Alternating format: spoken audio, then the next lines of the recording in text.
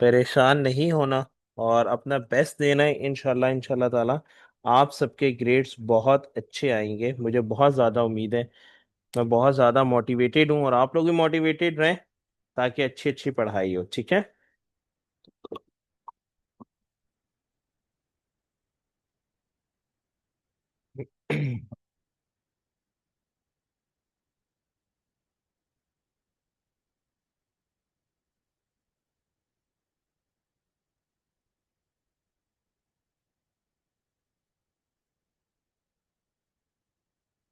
Okay class, तो अब हम लोग मूव करने जा रहे हैं लाइट एंड लेंसेज के बाद कुछ और न्यू टॉपिक पे। And the name of this new topic is electromagnetic spectrum.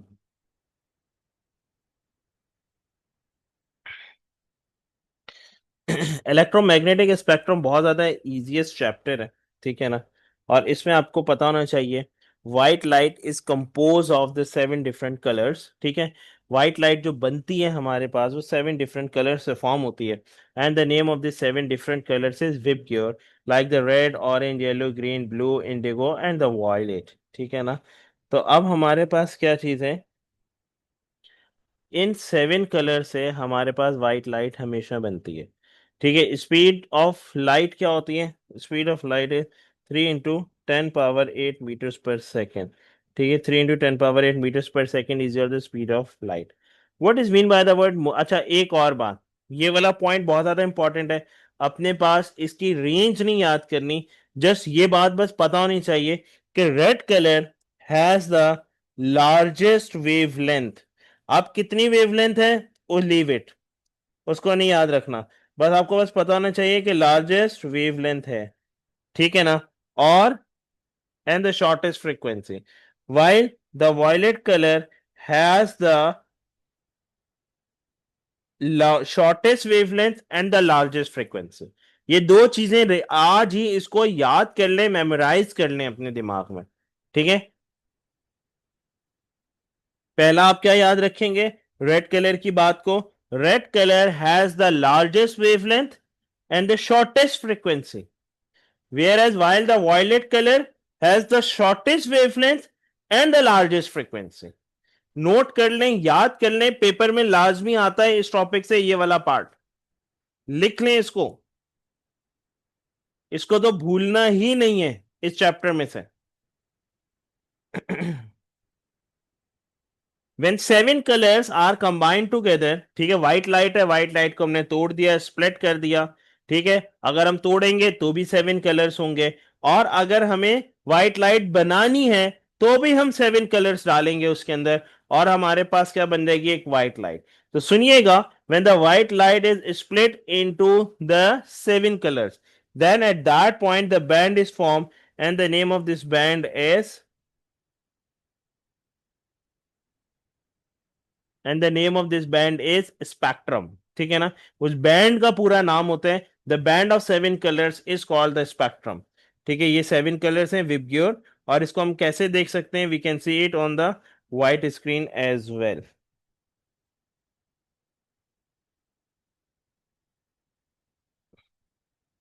ठीक है। ये बात समझ आ गई, कोई मसला।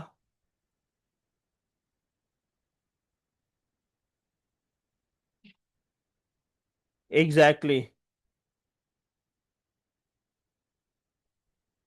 और जैसे कि वाटर ड्रॉपलेट है, ये बेस्ट एग्जांपल है, ठीक है। 7 कलर्स की, जैसे कि वाटर ड्रॉपलेट है, ये जो डिस्पर्जन ऑफ लाइट है, व्हाइट लाइट सन रेज से निकलती है, एक वाटर ड्रॉपलेट में जाती है, रिफ्रैक्शन अकर होता है, उसकी बाउंड्री से टकराती है, टकरा के बाउंस बैक होती है, then at that point we can say that the total internal reflection is form. अब टोटल इंटरनल रिफ्लेक्शन से अब ये रेज बाहर की तरफ निकल रही है, and the name of these raise is called the refracted rays, and these 7 colors is called the rainbow, ठीक है। कौन से कलर यहाँ पे बन रहे होंगे, रेनबो कलर्स बन रहे होंगे, like the 7 different colour form हो रहे होंगे। So the best example of the dispersion of white light is the rainbow. Rainbow is the best example of the dispersion of white light, ठीक है जी। इसके बाद इसकी प्रॉपर्टीज ऑफ इलेक्ट्रोमैग्नेटिक स्पेक्ट्रम है। Electromagnetic waves, what is mean by the word electromagnetic waves? Electro का क्या मतलब होता है? इलेक्ट्रिसिटी। मैग्नेटिक का क्या मतलब होता है? मैग्नेट। जब इलेक्ट्रिसिटी और मैग्नेट आपस में, जब इलेक्ट्रिक और मैग्नेटिक रेज आपस में टकराती हैं एट द 90 डिग्री एंगल, इस तरह से, ठीक है ना, 90 डिग्री एंगल पे जब टकरा रही होती हैं, तो वहां पर क्या चीज फॉर्म हो रही होती है? वेव फॉर्म हो रही होती है, and the name of this wave is electromagnetic waves. तो ये पॉइंट लाजमी याद रखिएगा। when the electric and magnetic waves are intersect with each other and they all are meet at the 90 degree, then the wave is formed, and the name of this wave is electromagnetic wave. Is it clear now? इसके wave बनाने के लिए नहीं आती, इसलिए इसकी diagram याद करने की जरूरत नहीं है। ठीक है। Like mechanical wave, electromagnetic waves also transfer the energy from one plane to another plane.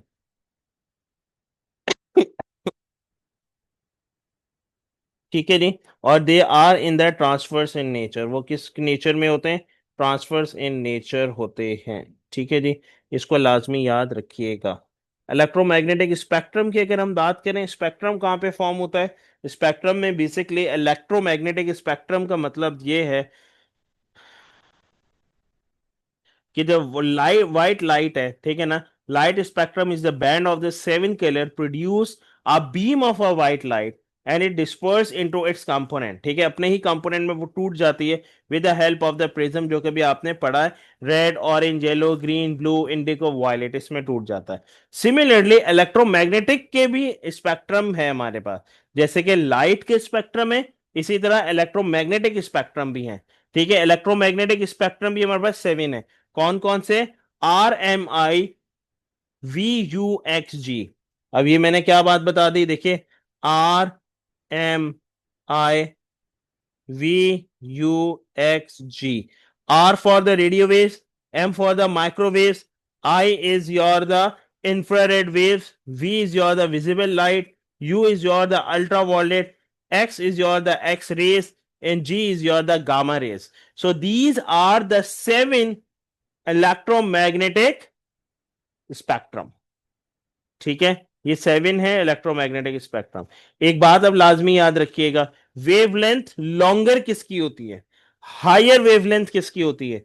मेरे पास जो रेडियो वेव्स है ना, रेडियो वेव्स की वेवलेंथ हमेशा बड़ी होती है और फ्रीक्वेंसी कम होती है। लाइक अगर हम इसको अगर ग्राफ ड्रॉ करें, लाइक इसकी वेव्स को ड्रॉ करें, तो इस तरह से होगी। ये देखिएगा, वेवलेंथ बड़ी, फिर वेवलेंथ थोड़ी छोटी, फिर वेवलेंथ उससे छोटी, फिर वेवलेंथ थोड़ी और छोटी, फिर वेवलेंथ और छोटी, फिर और छोटी कर दी हमने, फिर थोड़ी सी और छोटी कर दी, फिर थोड़ी सी और छोटी कर दी, फिर और छोटी कर दी, फिर और छोटी कर दी, और फिर यूं करके और ज्यादा छोटी होती चली गई। तो अब मेरी बात गौर से सुनिएगा, जहां पर वेवलेंथ ग्रेटर थी, ये वाली first cycle, this is your the radio waves, RW। Wavelength देखो लंबा है, ठीक है, और फ्रीक्वेंसी क्या है? कम है। वेवलेंथ ज्यादा है। ठीक है जी। फिर वेवलेंथ के बाद नेक्स्ट वेवलेंथ किसकी आ गई? माइक्रोवेव की। ठीक है, यहां से चली यहां तक, माइक्रोवेव की वेवलेंथ छोटी होती चली गई। फिर माइक्रोवेव के बाद फिर नेक्स्ट वेव आ गई हमारे पास, और थोड़ी छोटी हो गई, किसकी? Infrared waves, infra waves. ठीक है, थोड़ी और छोटी हो गई। इंफ्रा के बाद फिर आ गई विजिबल लाइट, विजिबल लाइट की। फिर विजिबल लाइट के बाद फिर आ गई अल्ट्रावायलेट। फिर अल्ट्रावायलेट के बाद आ गई, अब जैसे जैसे बढ़ती जा रही है ना, वैसे वैसे देखो वेवलेंथ छोटी होती चली जा रही है और फ्रीक्वेंसी हाई होती चली जा रही है। ठीक है ना, वेवलेंथ लॉन्गर थी यहाँ पे, फिर वेवलेंथ स्मॉलर हो रही है और फ्रीक्वेंसी हायर हो रही है, ठीक है, ऑल्टरनेट चल रहा है। अब ये देखो ये वाली हो गई चेंज, ये एक्स रेज आ गई, और फिर जो लास्ट में जितनी भी छोटी बनी है this is the gamma rays बन गई। ठीक है, तो ये लाजमी याद रखिएगा। रेडियो वेव्स की हमारे पास वेवलेंथ लॉन्गर होती है और फ्रीक्वेंसी लोअर होती है, और जो गामा रेस है इसकी वेवलेंथ शॉर्टर होती है, छोटी होती है, और फ्रीक्वेंसी हायर होती है। ठीक है, इन दो बातों को लाजमी याद रखिएगा।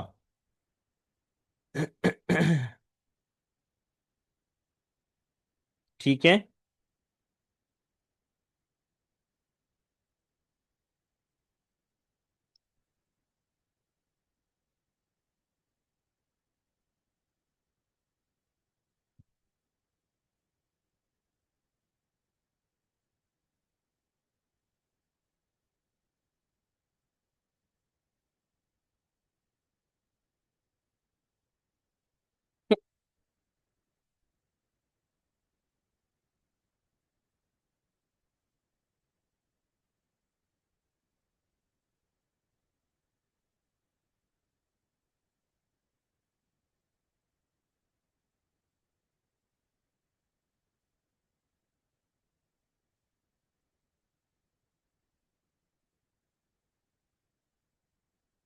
Is it clear now everyone? Please थोड़ा सा जल्दी जल्दी मुझे रिस्पॉन्स करते चले जाएं।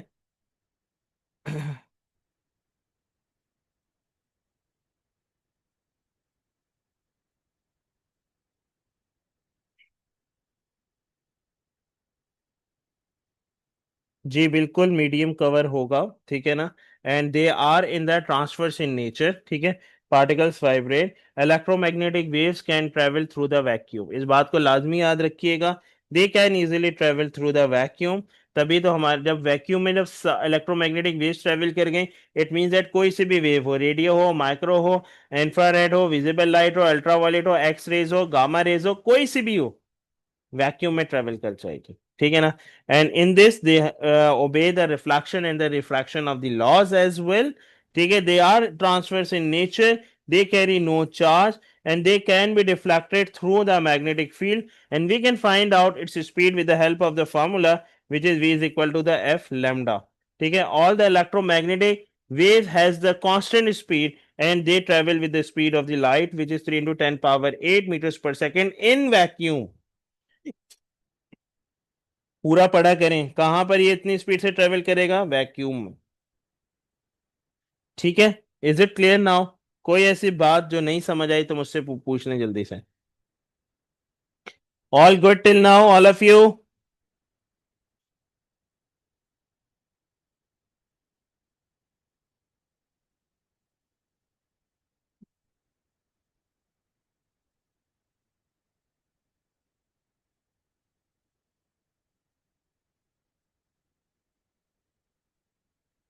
नो बेटा, it doesn't, it required a medium. ठीक है।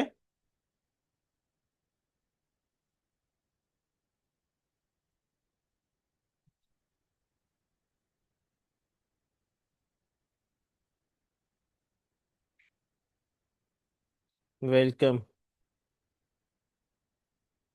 Number next. अब मेरे पास नंबर नेक्स्ट क्या चीज है? Radio waves. रेडियो वेव्स कहाँ पर ट्रेवल होती हैं, इसके यूजेस बस पता होना चाहिए। टेलीविजन में, रेडियो में, और रडार कम्युनिकेशन में, यहाँ पर ये सारी चीज़ें यूज़ होती हैं, इलेक्ट्रोमैग्नेटिक वेव्स के अंदर यूज़ हो रही होती है, ठीक है ना। और हम हमारे पास क्या है, माइक्रोवेव, माइक्रोवेव ओवन में, एंड इन योर जो सेल फोन्स, ठीक है, सेल फोन्स में यूज़ होती हैं। इंफ्रारेड टेलीविजन्स में, ठीक है, टू ट्रांसफर द सिग्नल्स, और सेंसर्स के तौर पे यूज होता है। और इसके बाद डोर सेंसर्स में यूज होता है इंफ्रारेड। नंबर नेक्स्ट, फिर विजिबल लाइट, विजिबल लाइट तो आपको पता है ऑप्टिकल फाइबर एंड टेलीकम्युनिकेशन में। Ultraviolet, ultraviolet is best example है sterilisation of the medical equipments, ठीक है। मेडिकल इक्विपमेंट्स को स्टेरिलाइज करने के लिए भी अल्ट्रावायलेट यूज होती है। X rays, X rays is use to form the image, ठीक है, to in killing the cancer cell and they treating the brain tumours. और जैसे कि इंजीनियर होते हैं, इंजीनियर्स को बड़े बड़े इंजीनियर्स हैं, और उसके अंदर जैसे कि मेटेलिक पार्ट होता है, उसको क्लियर करने के लिए, उसको देखने के लिए हमारे पास एक्सरेज मशीनरी यूज होती है। इसको बता के पता चल रहा है कि कौन सा इक्विपमेंट क्रैक हुआ हुआ है। गामा रेज बेस्ट है कि आपके पास to treatment of the cancer cell, ठीक है, killing the cancer cells and the treating the brain tumours, ठीक है। तो इन सारी चीज़ों को हम यूज़ करते हैं, इसको लाजमी याद रखना है, ठीक है ना। इसके बाद अभी हम लोग आगे चलेंगे साउंड पे। साउंड बहुत ज़्यादा इंपॉर्टेंट है।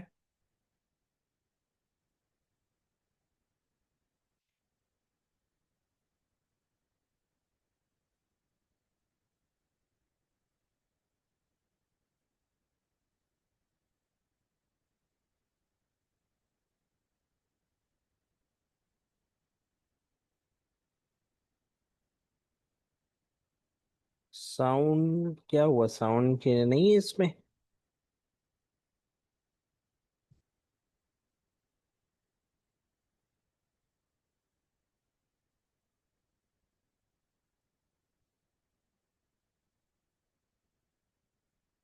वेव में तो आप लोगों को इतना मसला नहीं है।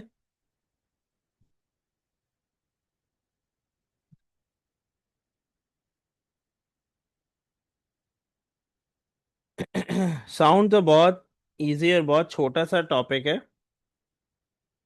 एक मिनट,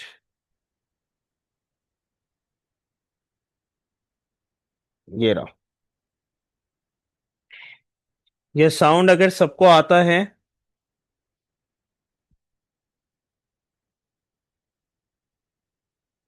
बेटा लॉन्गिट्यूडनल वेव साउंड वेव्स होती है, साउंड में ट्रेवल होती है। और transverse wave when the particles vibrate perpendicular towards the direction of motion of an object, तो हमारे पास ट्रांसवर्स वेव होती है। और फिर compression and refraction is basically form in the sound wave. अच्छा जी, साउंड के बाद क्या बेटा आयशा?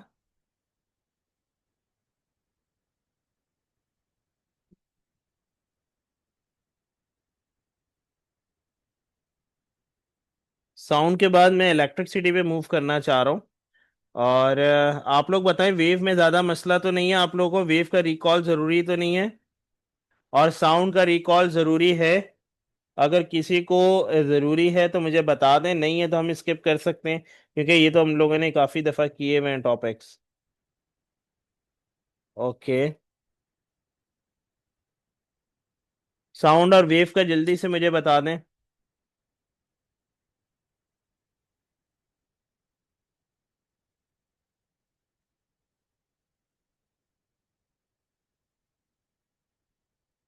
ओके।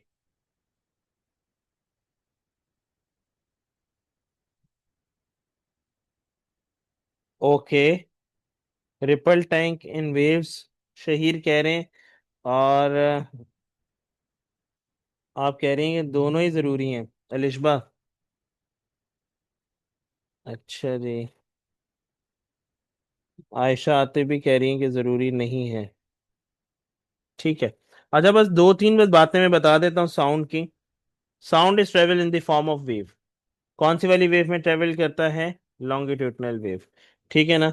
अब हमारे पास जब पार्टिकल जब आपस में कंप्रेस हो रहे होते हैं, ठीक है, ये रे कंप्रेशन हो रही है, तो हम क्या चीज़ कहते हैं? Compression is form. और पार्टिकल जब दूर दूर हो रहे होते हैं, ठीक है, like the rarefaction, particles क्या हो गए? दूर दूर हो गए। तो जब compression and rarefaction, the sound wave is always travel in the form of compression and rarefaction, ठीक है ना। अब साउंड वेव की डेफिनेशन क्या होती है? When the particles are parallel towards the direction of motion of an object. जब particles कैसे चल रहे होते हैं? ये चल रही है मोशन। लाइक आपने बोला, जिस पोजीशन में आप बोल रहे हैं फोर्स लग रही है, उसी पोजीशन में पार्टिकल्स भी जा रहे हैं, ठीक है। जब पार्टिकल्स जब कैसे जा रहे होते हैं? Parallel towards the direction of motion of an object, then at that point the wave is produced and the name of this wave is longitudinal wave. And longitudinal wave is always travel in the form of compression and rarefaction. When two compression, like एक compression ये रहा, एक compression ये रहा, when two compression and one rarefaction form the one wavelength, और अगर एक कंप्रे दो rarefaction और एक compression आ जाए, then they also form the one wavelength. ठीक है, ये बात समझ आ गई है? Two consecutive compression or two consecutive and a rarefaction or two consecutive rarefaction and a compression make the one wavelength. ठीक है, एक वेवलेंथ बनती है. क्लियर हो गई बात? ओके जी. टर्मिनोलॉजी साहब आप लोगों को पता है कंप्रेशन में क्या होता है, पार्टिकल्स करीब करीब आते हैं, जितने ज्यादा पार्टिकल्स करीब होंगे उतने ज्यादा उसका प्रेशर होगा. रेयरफैक्शन में पार्टिकल्स दूर दूर होते हैं, जब दूर दूर होते हैं उतना ही उसमें कम एयर प्रेशर होता है. वेवलेंथ की अगर हम बात करें तो the distance between the two consecutive compression and the rarefaction is called the wavelength. Amplitude किसे कहते हैं? एम्पलीट्यूड का क्या मतलब होता है? मैं जितना ऊंचा बोल रहा हूं इतना इसका एम्पलीट्यूड हाई है. ठीक है, maximum charges that's produce the sound wave, उसको हम क्या कहते हैं? एम्पलीट्यूड. एम्पलीट्यूड के बाद आ जाए फ्रीक्वेंसी. फ्रीक्वेंसी का क्या मतलब होता है? Number of waves passing through the point in a second is called the frequency. Time period का क्या मतलब होता है? टाइम पीरियड का मतलब ये है a time required to complete one cycle of the wave. एक साइकिल को कंप्लीट होने में जितना टाइम लग रहा होता है, this is called your the time period, and the time period is always indicated by capital T. Frequency is small F. हम फाइंड आउट कैसे करते हैं? हम फाइंड आउट करते हैं F is equal to 1/t और t is equal to 1/f. Frequency का ऐसा यूनिट क्या होता है? हर्ट्ज. और टाइम पीरियड का ऐसा यूनिट क्या होता है? सेकेंड्स. ये दो बातें लाजमी याद रखिएगा. अच्छा जी, स्पीड ऑफ साउंड को हम लोग कैलकुलेट कर सकते हैं. There are the two different method. Number one is your the direct method and number two is your the indirect method. Indirect method is called the echo as well. वो अभी मैं बता देता हूँ, एक मिनट रुकिएगा शहीर, वो अभी आगे है. अब देखिएगा डायरेक्ट मेथड. लेट सपोज मैं क्लास के रोस्ट्रम पे खड़ा हुआ हूँ और मैं लेक्चर दे रहा हूँ और आप सामने चेयर पे बैठे हुए. You and me are sit in front of each other. when we sit and when we stand in front of each other and we are talking, then we can say that the sound is both the objects receive the sound with the help of the direct method. किस method से वो receive करेंगे? Direct method से वो receive कर रहे होंगे. And we can find out this speed with the help of the formula, which is speed is equal to the distance upon the time. Are you getting my point? Speed हम निकाल सकते हैं with the help of distance upon time, और इसका क्या बनता है? Speed is equal to distance over the time. ऐसा यूनिट क्या बनेगा? Metres per second. ठीक है. Number next, eco. इको का क्या मतलब होता है? इनडायरेक्ट. ठीक है, इनडायरेक्ट मेथड को हम इको भी बोलते हैं. Let suppose you and me are stand or are sit side by side. Let suppose मैं यहां पर हूं और यहां पर एक और स्टूडेंट बैठ जाए और मुझे इससे बात करनी है. मैं इसकी तरफ फेस यूं टर्न ना करूं बल्कि मैं वॉल की तरफ फेस करूं. अब मेरा जो साउंड होगा, जो मेरे जो आवाज निकलेगी, मेरी आवाज जाके वॉल के साथ टकराएगी. when my sound is move and strike with the wall, and after the striking with the wall it move towards the second observer and the listener, then we can say that the sound is received but with the help of indirect method. क्योंकि यहाँ पे एक flat wall आ गई. Let suppose एक खाली कमरे में आप जाते हैं, बिल्कुल एम्प्टी रूम है, वहां पर जाके आप बात करते हैं. तो अब आप बात करते हैं, then at that point the echo is basically produced. When the echo is produced, then you can say that the reflection of the sound is produced. When the reflection of the sound is produced, then this method is called the indirect method. वहां पे हमारे पास क्या आ जाएगा? वो कौन सा वाला method हो गया? Indirect method. यहां पे साउंड ने कितनी दफा डिस्टेंस ट्रेवल किया? 2 दफा. एक डिस्टेंस ट्रेवल किया, देखो मैं यहां बैठा था, यहां से जाके एक वॉल के साथ जाके साउंड टकराया. टकराने के बाद वही साउंड चला और फिर सेकंड ऑब्जर्वर के पास आया. तो साउंड ने कितने डिस्टेंस कवर कर लिए? 2. एक डिस्टेंस कौन सा था? मुझसे लेके वॉल तक. और सेकंड डिस्टेंस कौन सा था? वॉल से लेके सेकंड ऑब्जर्वर तक. So the one sound covers the two times the distance. So that's why we can say that we can find out its speed with the help of the formula, which is v is equal to 2d over the t, whereas 2d means the distance and t is your the time. So its SI unit is also meter per second. Is it clear? Because this is your the speed, इसलिए ऐसा unit change नहीं होगा. कोई सवाल यहां तक? आप लोग अगर अपने नाम से नहीं आएंगे तो मैं रिमूव कर दूंगा. अभी कोई जोमी साहब आए हैं 227333SG. आई डोंट नो ये कौन है. सर अपना नाम प्लीज बता दें, या मैडम अगर आप हैं तो अपना नाम बता दें और अपने खूबसूरत नाम से क्लास लें ताकि अच्छा लगे.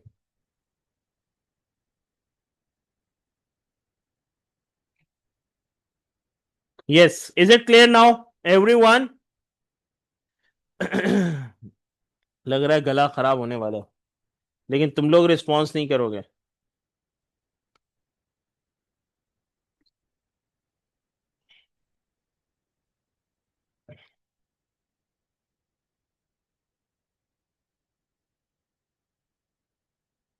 प्रॉपर्टीज ऑफ साउंड बहुत ज्यादा इंपॉर्टेंट है.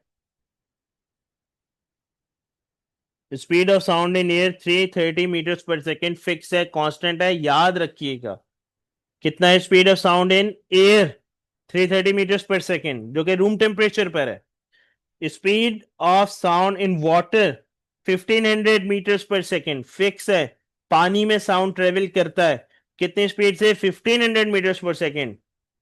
And the last one the iron, solid में भी साउंड ट्रेवल करता है कितनी स्पीड से? सबसे ज्यादा स्पीड होती है, which is 5000 metres per second. Is it clear now?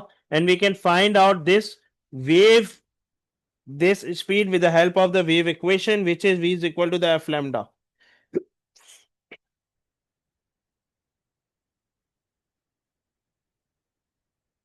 अगर साउंड की फ्रीक्वेंसी कम होगी तो उसकी वेवलेंथ कैसी हो जाएगी? लॉन्गर हो जाएगी. और अगर वेवलेंथ लॉन्गर हो जाएगी, वेवलेंथ शॉर्टर हो जाएगी, तो हमारे पास फ्रीक्वेंसी हायर हो जाएगी. वाइस वर्सा प्रोसेस है. ठीक है, they both are inversely proportional.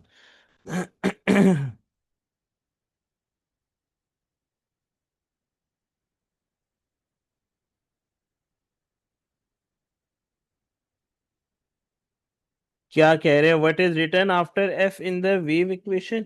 v is equal to f lambda. f lambda, this is your the wavelength symbol. Zen, क्या हो गया? वेवलेंथ का सिंबल है ये.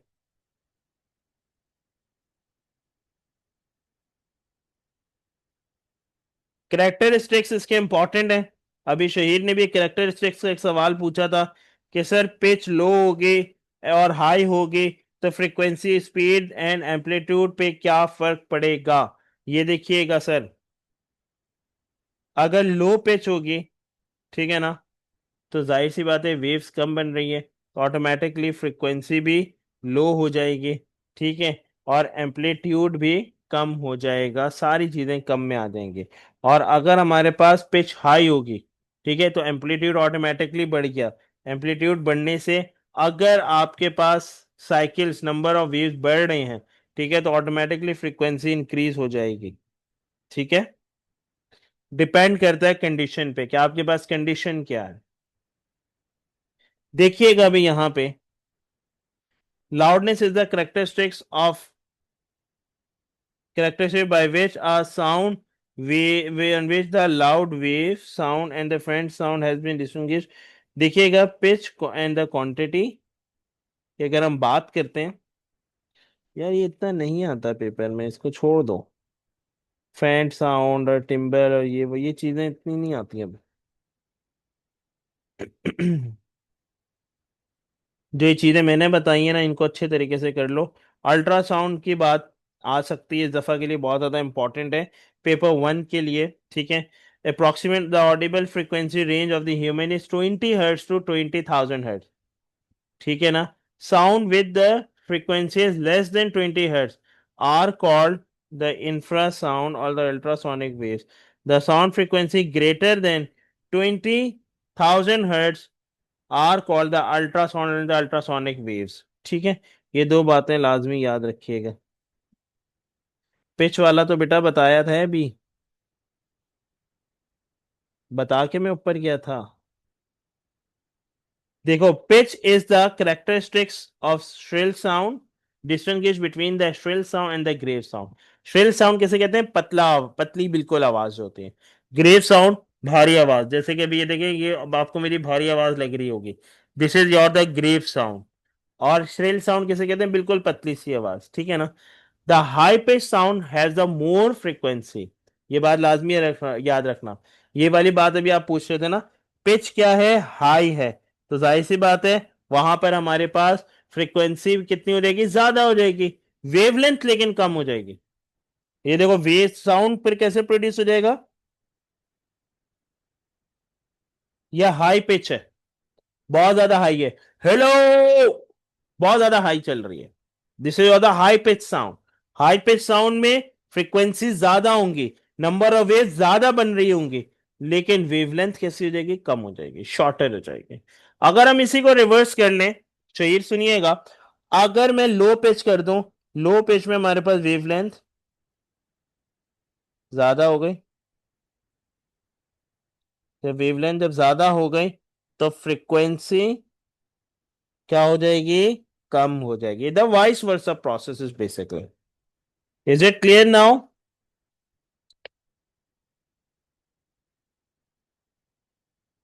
अब बात समझ आ गई है शहीर साहब?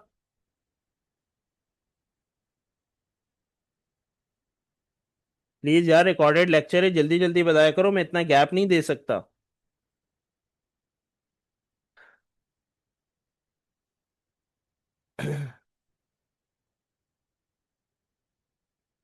ओके, लेस डेंस और मोर डेंस की भी हम बात करेंगे, अभी नहीं करेंगे, वो हम वेव में करेंगे, रिपल टैंक में। अब जैसे कि फॉर एग्जांपल अगर आप बात कर रहे हैं लेस डेंसर की, लेस डेंसर मतलब कि एयर है। एयर में साउंड कैसे ट्रेवल होता है? 330 मीटर्स पर सेकेंड, ठीक है, स्पीड इसकी क्या होती है? कम होती है। लेकिन अगर यही साउंड मोर डेंसर मीडियम में ट्रेवल हो जाए, मोर डेंसर मीडियम का क्या मतलब हो गया? लाइक द आयरन और लाइक द लिक्विड, ठीक है, इन दोनों को एज कंपेयर टू एयर में बोल रहा हूं, तो ये कैसे हो गए? इनके मीडियम डेंसर हो गए, ज्यादा इनकी डेंसिटी हो गई। जब इनकी जब डेंसिटी जब ज्यादा हो गई, then at that point we can say that this is your the more denser medium. ठीक है, तो मोर डेंसर मीडियम में हमारे पास स्पीड ऑफ साउंड ग्रेटर होता है as compare to the less denser medium. जैसे कि रूम टेम्परेचर है, रूम टेम्परेचर में एयर के पार्टिकल्स हैं, ठीक है, तो साउंड ट्रेवल तो करेगा, लेकिन वो साउंड ट्रेवल कैसे करेगा? 330 मीटर्स पर सेकेंड की स्पीड से करेगा। लेकिन अगर वही साउंड, वही स्पीड हम पानी में ले जाएं, मोर डेंसर में ले जाएं, या तो सॉलिड में ले जाएं, तो हमारे पास की स्पीड कितनी हो जाएगी? 1500 मीटर्स पर सेकेंड और 500 मीटर्स पर सेकेंड हो जाएगी। क्लियर?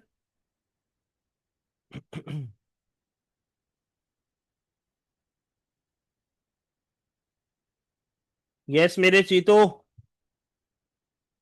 क्लियर? शहीर भाई क्लियर है ये बात? ये मैंने शुरू में आपको प्रॉपर्टीज में बता दी थी, यहां पे।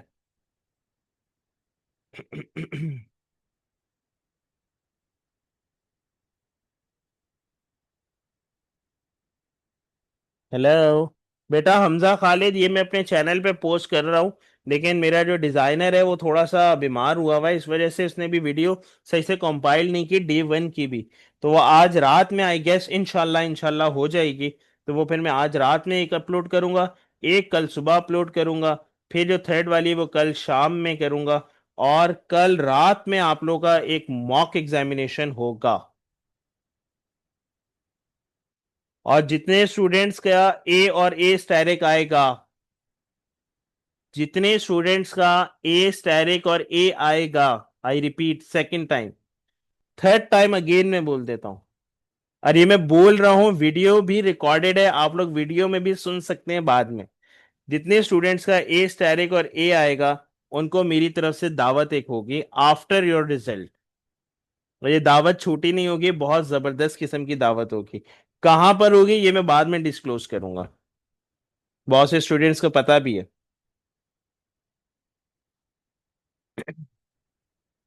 बॉयज हो या गर्ल्स हो, उनको गिफ्ट्स भी मिलेंगे इंशाल्लाह।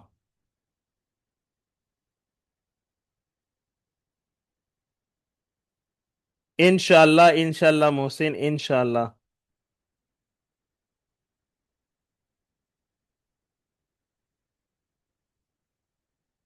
इंशाल्लाह इंशाल्लाह। आप लोगों ने सही गैस किया भाई। डन है डन। बस मेहनत करें, मुझे बस रिजल्ट चाहिए, मैक्सिमम ए स्टायरिक और एज चाहिए बस।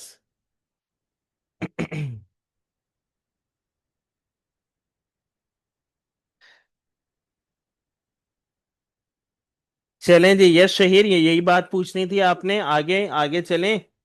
इसमें कंफ्यूजन तो नहीं है, अब आपको क्लियर हो गई बात।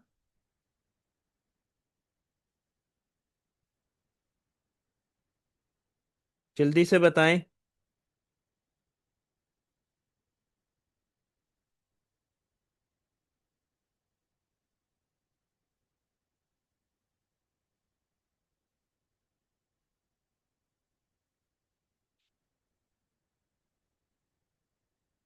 Okay good, excellent excellent. Now move on the wave. Wave की हम थोड़ी सी बस बात करेंगे, या तो वेव इतना मुश्किल नहीं है, वेव को मैं स्किप कर रहा हूँ, सिर्फ और सिर्फ रिपल टैंक है। रिपल टैंक चलो देख लेते हैं जल्दी से, 1 मिनट रुकिएगा। मैं वापस से स्क्रीन शेयर करने जा रहा हूँ, ऑफ करके ऑन किया।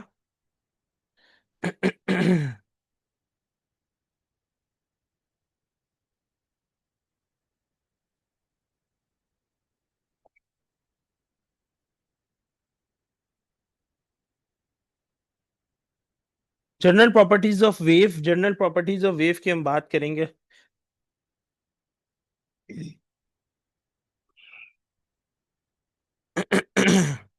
What is mean by the word wave? Wave का क्या मतलब होता है? वेव मोशन की अगर हम बात करें, the wave when the energy is travel from one form to another form in the form of wave, ठीक है, एनर्जी बेसिकली ट्रैवल होती है, the transfer of the energy होती है, this is the path of the transfer of the energy from one point to another point is called the wave. Wave motion किसे कहा जाता है? Wave motion is the series of distribution in a medium by which energy is transfer from one place to another place without transporting matter, ठीक है ना। किसी भी matter के बगैर जब एनर्जी जब ट्रांसफर हो रही होती है एक पॉइंट से दूसरे पॉइंट पे, this is called your the wave motion, ठीक है।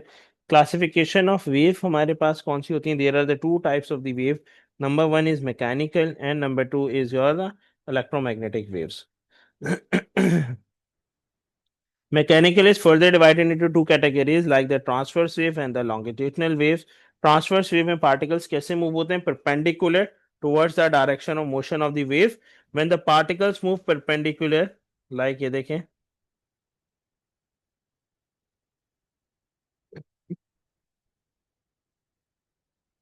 up and down, this is your the motion,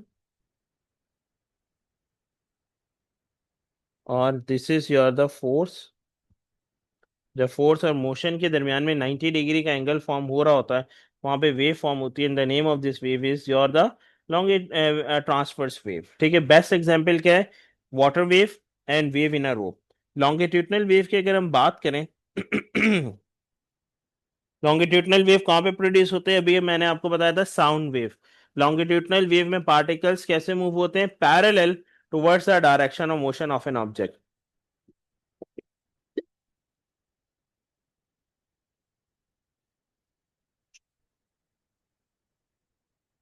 ये देखिएगा, जिस डायरेक्शन में फोर्स आ रही है उसी डायरेक्शन में पार्टिकल्स आ रहे हैं पैरेलल, तो वहां पे कौन सी वाली वेव जनरेट हो जाती है? लॉन्गिट्यूडनल वेव, ठीक है। लॉन्गिट्यूडनल वेव को हम क्या कहते हैं? In which the particles of the medium vibrate parallel to the direction of motion of the wave. A sound wave travel through air is a longitudinal wave, ठीक है। Air में जो ट्रेवल हो रहा होता है, this is called your the longitudinal wave, ठीक है जी। साउंड वेव, इसके टर्मिनोलॉजीज हैं, इसकी टर्मिनोलॉजीज तो पता है आपको। हाईएस्ट जो मैक्सिमम पॉइंट होता है on the wave, the displacement is called the amplitude, this highest point is called the crust, lowest point is called the trough, and when complete cycle of the wave is called the wavelength, or number of waves passing through the point is called the frequency. एक wave को travel होने में जितना time लग रहा होता है, this is called your the time period. Frequency का ऐसा यूनिट क्या होता है? हर्ट्ज। टाइम का ऐसा यूनिट क्या होता है? सेकंड्स। ठीक है, तो ये बस छोटी छोटी बस बातें ये याद रखिएगा। वेव बिहेवियर में रिपल टैंक है। रिपल टैंक के अंदर होता क्या है? देखो पानी है। पानी ना जब वाइब्रेट हो रहा होता है, मैं स्क्रीन शेयर कर देता हूँ, इसकी ना डायग्राम मैंने आप लोगों को बनवाई भी है, ये देखिएगा। रिपल टैंक की ये रही। ये देखें, अब मेरे पास क्या है? डिपर है, वाइब्रेटर है। जब वाइब्रेट होगा, then what happened over there? Then the water is also disturb. When the water is disturb, yes बेटा मोहसिन बोले।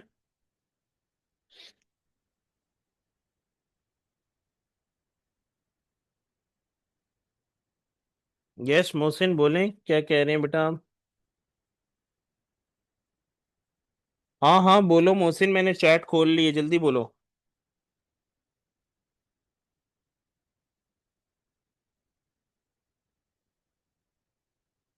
नहीं नहीं, जरूरी नहीं है, आपने देखना है sine I theta over sine R theta. अगर लेस डेंसर से मोर डेंसर में ट्रेवल हो रही है light, I repeat, when the ray of light travel from the less denser to the more denser medium, like air से glass slab में, पहले क्या वर्ड आ रहा है? एयर। एयर से ग्लास स्लैब में जा रही है तो sine I theta over sine R theta लगेगा। और अगर ग्लास स्लैब से एयर में आ रही है तो फिर sine R theta over sine I theta लगेगा। तो इनवर्स हो जाता है फॉर्मूला। ठीक है, ये देखो रिफ्लेक्शन में मैंने बताया था ना, रिफ्रैक्शन में ये एयर है, एयर से इसमें आ रही है, तो हमने ये देखो ये वाला फॉर्मूला लगाया था, नजर आ रहा है स्क्रीन पे? Sine I theta over sine R theta. याद है ना कल की क्लास में बॉस? तब ये वाला लगेगा। और अगर इसका रिवर्स कर दिया था हमने, लाइक द क्रिटिकल एंगल की जो हमने जब बात की थी, ये ये देखो मोर डेंसर था आई थीटा, तो लेस में जब जा रहा था तो फिर इनवर्स फिर फॉर्मूला हो गया था, कौन सा वाला हो गया था? N is equal to sine R theta over sine I theta. तो आर थीटा किसके इक्वल था? आर थीटा हमारे पास किसके इक्वल था? 90 डिग्री के, ये रहा। तो sine 90 degree over the sine C is equal to N. तो साइन 90 का क्या मतलब हो गया था? One. One over sine C is equal to N. यहाँ से फिर हमने फिर क्रिटिकल एंगल निकाला था यार, कल बताया तो था, क्या हो गया? आ गया ना याद? आगे चलें।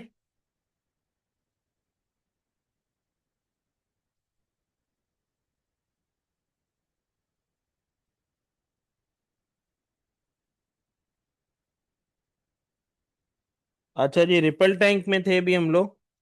अब ये देखो वाइब्रेटर है, वाइब्रेटर ने डिस्टर्ब किया, वेव जनरेट हो गई। अब इस वेव को देखने के लिए हम क्या चीज करेंगे? एक स्क्रीन को यहाँ पर प्लेस करेंगे। स्क्रीन भी प्लेस कर दिए, व्हाइट स्क्रीन। अब व्हाइट स्क्रीन पे हमारे पास वेव जनरेट हो रही है, और उस वेव पे सारे के सारे पॉइंट्स कौन से जा रहे हैं? क्रस्ट पॉइंट आ रहे हैं। अब उस क्रस्ट पॉइंट को हम क्या करेंगे? एक वर्टिकल लाइंस ड्रॉ करेंगे। ये देखो वर्टिकल लाइंस ड्रॉ करते हैं। So it means that the plane wave front is form over there. ठीक है, लेकिन इस प्लेन वेव फ्रंट को देखने के लिए सबसे पहले हम ऊपर लाइट भी रखेंगे। अगर इंसिडेंट एंगल इक्वल हो जाएगा रिफ्रैक्टेड एंगल के, तो हम क्या चीज बोलेंगे? This is your the first point. ये फर्स्ट पॉइंट था। Frequency of the deep water is always equal to the frequency of the shallow water. Frequency of the deep water कैसे इक्वल होगी frequency of the shallow water? क्योंकि हमारे पास क्या है? Frequency का क्या मतलब होता है? Number of wave. जाहिर सी बात है, एक ही मीडियम है। जब जब मीडियम जब सेम होता है ना, तो जितनी वेव हमारे पास शैलो में बन रही होंगी, उतनी वेव हमारे पास डीप में भी बन रही होंगी। शैलो का क्या मतलब होता है? कम गहरा पानी। डीप का क्या मतलब होता है? ज्यादा गहरा पानी। जब कम गहरा पानी में जितनी वेव बन रही होंगी, और जब ज्यादा जो गहरा पानी है उसमें जितनी वेव बन रही होंगी, the number of waves become same. Clear? और जब लाइट रखी हुई है अपने ऊपर, तो लाइट से रिफ्लेक्शन भी होगा, कुछ लाइट रेस टकरा के बाउंस बैक होंगी, कुछ लाइट रे टकरा के इंसर्ट भी होंगी। तो दोनों चीजें होती हैं इसके अंदर, तो परेशान नहीं होना इसमें से। ठीक है, ये बात क्लियर है सारी इसमें। लास्ट पॉइंट इसका बहुत ज्यादा इंपॉर्टेंट है, जो कि मैं आपको बुकलेट में से बताऊंगा। ये देखिएगा, when the ray of light is travel, इस पॉइंट को मैं हाईलाइट कर रहा हूं और इसको आप लोगों ने याद कर लेना है क्लास के बाद।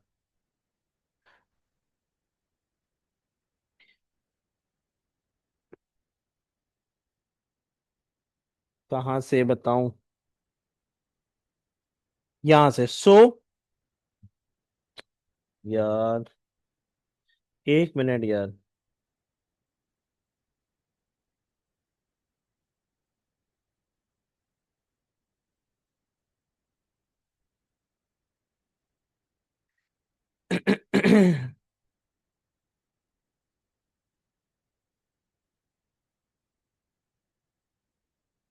देखिएगा। So when the wave enter from deep water to the shallow water at an angle, deep water से शैलो वाटर में मूव करिए एक स्पेसिफिक एंगल में, दे बेंड टुवर्ड्स द नॉर्मल। जाहिर सी बात है वो कहां पर बेंड हो जाएगा? नॉर्मल की तरफ बेंड होना शुरू हो जाएगा। डीप वाटर से शैलो वाटर की तरफ आ रही है, गहरे से कम गहरे की तरफ आ रहा है पानी, वेव्स क्रिएट हो रही हैं, तो हम क्या बोलेंगे? Deep water to the shallow water क्या है हमारे पास? it bend towards the normal. Similarly, when they enter from the shallow water into the deep water at an angle, they bend away from the normal. ठीक है, जाहिर सी बात है वो कहां पर बेंड हो जाएगा? Away from the normal bend हो जाता है। इन दो बातों को लाजमी याद रखिएगा। ठीक है, they bend towards the normal when they enter from the shallow water into the deep water at an angle, they bend away from the normal। जाहिर सी बात है वो कहां पर बेंड हो जाते हैं? Away from the normal. इस पॉइंट को आज ही लाजमी याद करना है, और इस वाली डायग्राम को भी। जब भी डायग्राम आएगी ऐसी, आपने बिल्कुल एज इट इज ड्रॉ करना है, आगे पीछे कुछ भी नहीं करना है। ये देखें। अच्छा, ये देखें, अब जैसे कि एग्जामिनर ने बोला है कि इस तीन वेव फ्रंट्स की अब आपने रिफ्लेक्शन को ड्रॉ करना है, तो जो स्ट्राइक हो रही है ना, वही रिफ्लेक्शन होगी। अब ये जब स्ट्राइक ही नहीं हो रही, तो इसमें रिफ्लेक्शन कैसे प्रोड्यूस होगा? खुद बताएं, इसमें रिफ्लेक्शन पॉसिबल नहीं होगा फिर। ठीक है, इज इट क्लियर?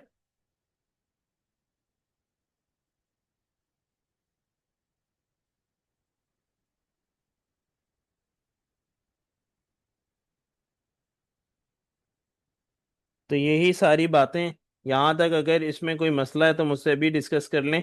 अब लेट सपोज इसकी मुझे वेवलेंथ को ड्रॉ करना है, this is the wave front. ठीक है, अब ये क्या है? Piece of a glass beneath of the water. ठीक है, अब इसकी वाटर है ना, वाटर के पार्टिकल्स क्या होते हैं? करीब करीब होते हैं। जब पार्टिकल्स जब करीब करीब होंगे, तो हमारे पास इसमें लाइंस भी, ये देखो, करीब करीब ड्रॉ होना शुरू हो जाएंगी।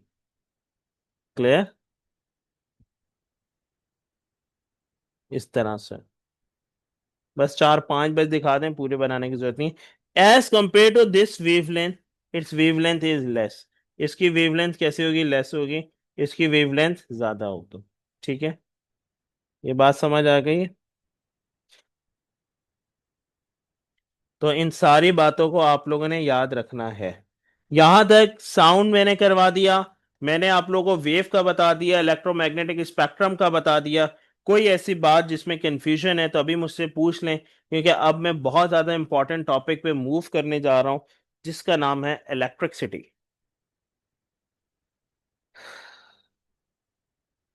5 मिनट दे रहा हूं मैं आप लोगों को, काइंडली आप लोग चेक कर लें सारी चीज़ें इसमें से वेव की, ताकि फिर हम लोग फिर मूव करें फर्दर ऑन।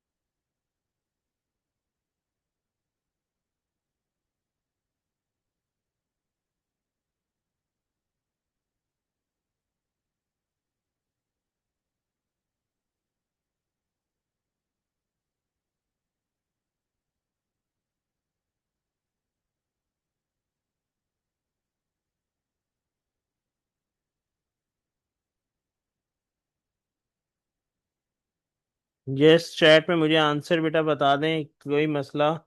प्लीज सन्नाटा क्रिएट ना करें ताकि जल्दी से हम लोग इलेक्ट्रिसिटी पे मूव करें। इलेक्ट्रिसिटी पहले करवा दूं रिव्यू या मैग्नेटिज्म? जल्दी से मुझे बताएं।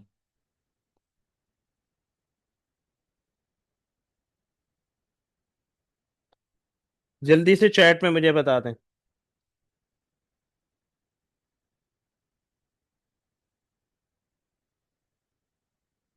सही। सबने एक जवाब दिए, सिर्फ एक ने अलग जवाब दिए। एक स्टूडेंट ने मेरी जवाब दिए सर कुछ भी, और बाकी सबने जवाब दिया electricity.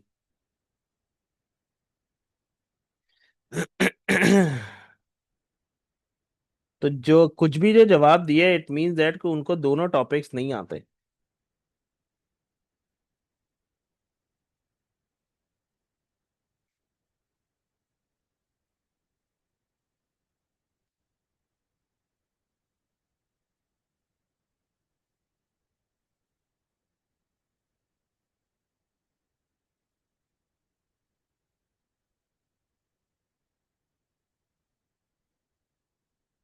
Okay, good good good good. चलें जी क्लास, बिस्मिल्लाह रहमान रहीम, स्टार्ट करेंगे इलेक्ट्रिसिटी। इलेक्ट्रिसिटी में सबसे ज़्यादा आता है स्टैटिक। स्टैटिक को मैं रिव्यू नहीं करवा रहा क्योंकि स्टैटिक को ही मैं करंट इलेक्ट्रिसिटी में एक साथ ही करवा दूंगा, और डीसी सर्किट्स भी एक साथ ही हो जाएगा। सारी चीज़ें सबसे पहले आ जाए current. What is mean by the word current? Current का क्या मतलब होता है? Current is always travel from the positive terminal towards the negative terminal of the battery. Positive से नेगेटिव की तरफ जो चार्जेस जो फ्लो हो रहे होते हैं, उन चार्जेस की जो एनर्जी ट्रांसफर हो रही होती है, this is called your the current. ठीक है, energy is always travel from the positive terminal towards the negative terminal. ठीक है ना? एक बात, और दूसरी बात क्या है कि how can we find it out the current? We can find out the current with the help of the formula, which is q is equal to I cross t, whereas q is your the charges, I is your the current, and t is your the time। तो क्या हो जाएगा? Q upon T is equal to I। So with the help of this we can easily find it out the current। The SI unit of the current is ampere। इस बात को लाजमी याद रखिएगा। एम्पियर क्या है हमारे पास? SI यूनिट है करंट का। करंट हम मालूम कैसे करते हैं? करंट हम मालूम करते हैं with the help of ammeter. ये रही ammeter device. Ammeter का सिंबल कैसे होता है मेरे बच्चों? एम मीटर का सिंबल इस तरह का होता है, and ammeter is always connected, ammeter is always connected in the series. ठीक है ना? एम मीटर कहां पर कनेक्ट होता है? सीरीज में कनेक्ट होता है। What is mean by the word convectional current? The current which is travel from the positive terminal towards the negative terminal. ठीक है ना? जब करंट ट्रेवल हो रहा होता है पॉजिटिव टर्मिनल से नेगेटिव टर्मिनल तक, उस करंट को हम क्या चीज कहते हैं? कन्वेक्शनल करंट बोल रहे होते हैं। फॉर एग्जाम्पल पॉजिटिव से नेगेटिव की तरफ अगर चार्जेस जो हमारे पास ट्रेवल हो रहे हैं 50 चार्जेस, और नेगेटिव से पॉजिटिव की तरफ हमारे पास जो इलेक्ट्रॉन्स फ्लो हो रहे हैं वो भी 50 इलेक्ट्रॉन्स फ्लो हो रहे हैं, इट मींस दैट दोनों क्या है? इक्वल अमाउंट है। So at that point we can say that the convectional current is form. अच्छा जी, एक और बात मेरी सुनिएगा गौर से। पॉजिटिव से नेगेटिव की तरफ जो करंट फ्लो होता है, the name of this current is convectional current. Negative से पॉजिटिव की तरफ जो करंट फ्लो हो रहा होता है, this current is called the electrons flow और द सर्किट करंट। ठीक है? उस करंट का क्या नाम होता है? सर्किट करंट नाम होता है। और इलेक्ट्रॉन्स फ्लो, कन्वेक्शनल करंट कहां से कहां होता है? पॉजिटिव से नेगेटिव की तरफ। ये कुछ डायग्राम्स है, कुछ सिंबल्स हैं, मैं टिक कर रहा हूं। ये सिंबल्स बहुत ज्यादा इंपॉर्टेंट है, जैसे कि स्विच के, सेल के, बैटरी के, लैंप के। ठीक है ना? अर्थ वायर का, एम मीटर का, वोल्ट मीटर का, और फ्यूज का, वेरिएबल रेजिस्टर का, फिक्स रेजिस्टर का, कैपेसिटर का, कैपेसिटर का बहुत कम आता है, थर्मिस्टर का, डायोड का सिंबल इतना इंपॉर्टेंट नहीं है, लेकिन कर लें तो ज्यादा अच्छा है, LED. And then the last one is your the LDR. These symbols are very very important, आपको ये पता होने चाहिए। ठीक है? क्योंकि सर्किट मेकिंग के क्वेश्चंस में आते हैं ये। नंबर नेक्स्ट, अब मेरे पास इलेक्ट्रोमोटिव फोर्स क्या है? लेट सपोज ये देखिएगा क्लास, ये मेरे पास एक बैटरी है, इस बैटरी के अंदर चार्जेस प्रेजेंट हैं, मैं बता रहा हूं कि चार्जेस हैं, एक तरफ है पॉजिटिव चार्ज, एक तरफ है नेगेटिव चार्ज। हमेशा याद रखिएगा, positive charge is your the highly potential charge. Anaya class में है, आयशा आतिफ क्लास में है कि नहीं है?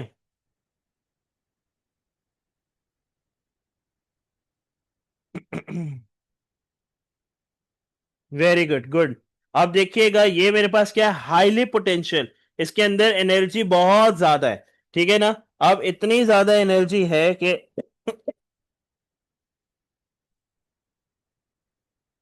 सॉरी यार, क्या हो जाएगा कि वायर के अंदर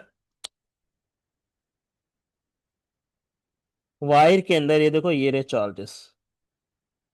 अब इसकी एनर्जी निकल के वायर के चार्जेस के ऊपर जाके स्ट्राइक करेगी। जैसे ही ये एनर्जी जाके वायर के चार्जेस को स्ट्राइक करेगी, then what happened, the charges of the wire start vibrating, इस तरह से हिलेंगे। जब वाइब्रेशन होगी, then what happened over there, then at that point these charges carry a negative charge sign. इसके ऊपर कैसा चार्ज साइन आ जाएगा, नेगेटिव चार्ज साइन आ जाएगा। अब जब नेगेटिव जब चार्ज साइन आ जाएगा, जब पॉजिटिव जो हाईली पोटेंशियल साइड की एनर्जी थी वो ट्रांसफर होना शुरू हो जाएगी with the help of charges. ये देखिए सर,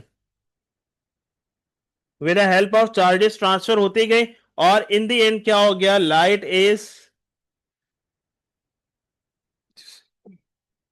लाइटेड अप, जो जो लैंप है वो लाइटेड अप हो जाएगा। So we can say that the current which is travel from the positive terminal towards the negative terminal is called the convectional current and is always present in the battery, ठीक है ना। अब battery ने अपनी highly potential energy like एक highly potential force उस पर apply की, जब हाईली पोटेंशियल जब फोर्स उस पर अप्लाई की तो चार्ज क्या होना शुरू हो गए, वाइब्रेट होना शुरू होगा। ये मेरी बात लाजमी याद रखिएगा, ठीक है। तो इसी वजह से इलेक्ट्रोमोटिव फोर्स का क्या बनती है equation, energy acting on a पर unit charge is called the electromotive force. Energy acting on a unit charge is called the electromotive force.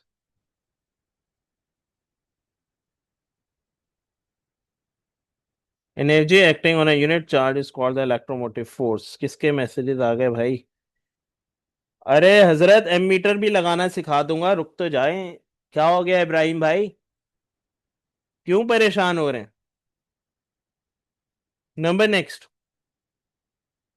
Potential difference. Potential difference मुझे क्या कहता है, पोटेंशियल डिफरेंस बोलता है, शॉर्ट है, simple, energy acting per unit charge तो है ही है, but the energy acting per unit charge across the component, across the electrical component. जब इलेक्ट्रिकल कंपोनेंट के अक्रॉस हमारे पास जितने वोल्टेजेस आ रहे होंगे, these voltages is called the potential difference. 2 volt आ रहा है, 10 वोल्ट आ रहा है, 12 आ रहा है, 20 आ रहा है, 100 आ रहा है, 1000 आ रहा है, what ever the value is, उसको हम क्या बोलेंगे, potential difference. The voltage present across the component is called the potential difference. Energy acting per unit charge is called the potential difference. Clear? Shaheer भाई आपका कोई मैसेज नहीं आ रहा, आप क्लास में है?